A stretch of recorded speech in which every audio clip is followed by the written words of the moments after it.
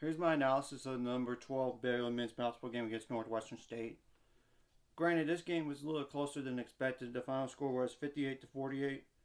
But Northwestern State, they got murdered in that last game against Rice.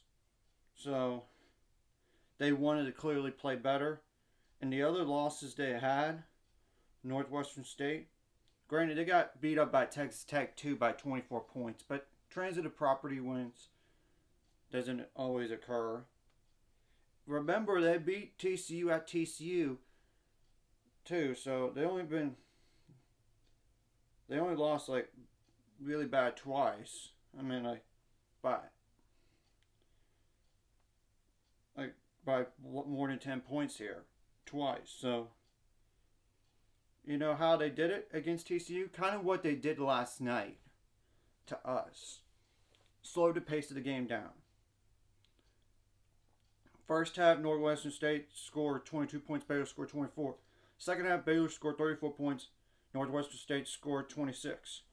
So, Northwestern State only had 2 bench points in the game.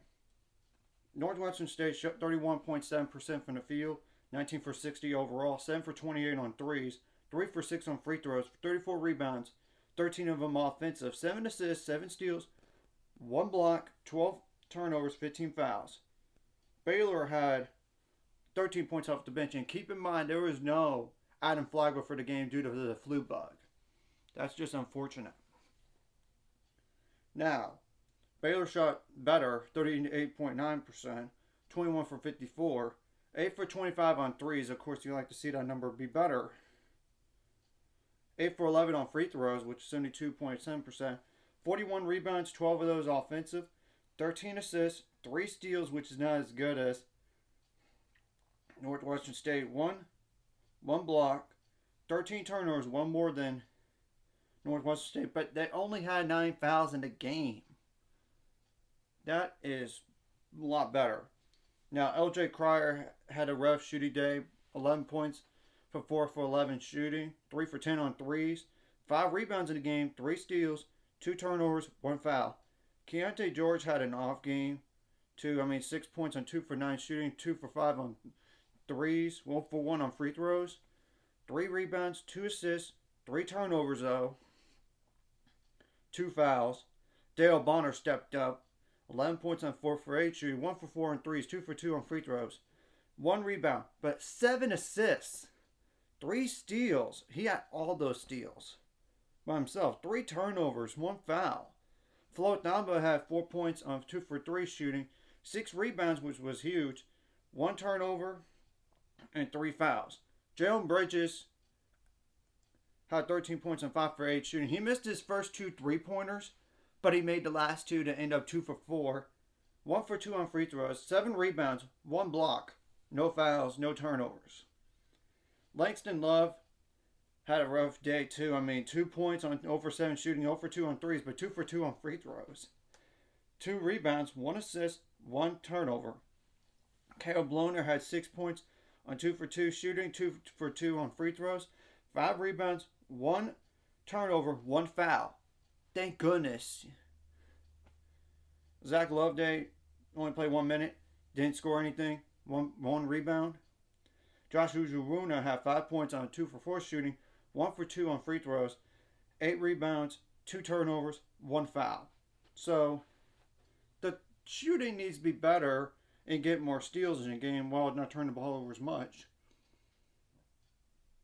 So, not just overall shooting, but in general, like threes as well as closer in. Now, Northwestern State will take on Texas A&M at 6-5, and they just lost to Wofford.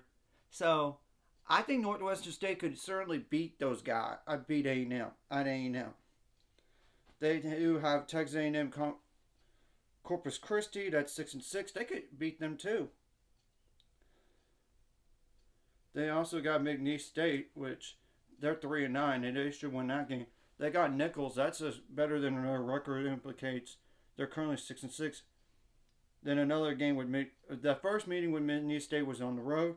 They had the second one is at home against 3-9. So they really should win 1, 2, 3. I think they could win the next 5 games. Now, for Baylor side of things, they'll play Iowa State, which they canceled their game last night. So that game is the first game for Iowa State in 13 days. But prior to that, actually, they have Nichols. That's better than a 6-6 record. They almost beat a top 20 Mississippi State team that was unbeaten. They had chances to force overtime, and that's even at home. On the road to Iowa State, like I said, but Iowa State is 9-2, and they will not play another game prior to us. So 13 days of not playing. Then they got TCU at home. Then they got Kansas State at home, at West Virginia. That's just going out 5 games in advance, and one more included is Oklahoma State at home. So, anyways, if you like this content, hit the like and subscribe button. See you guys later. Let's get into the 500 subscribers now since we're on the road to it. Let's go.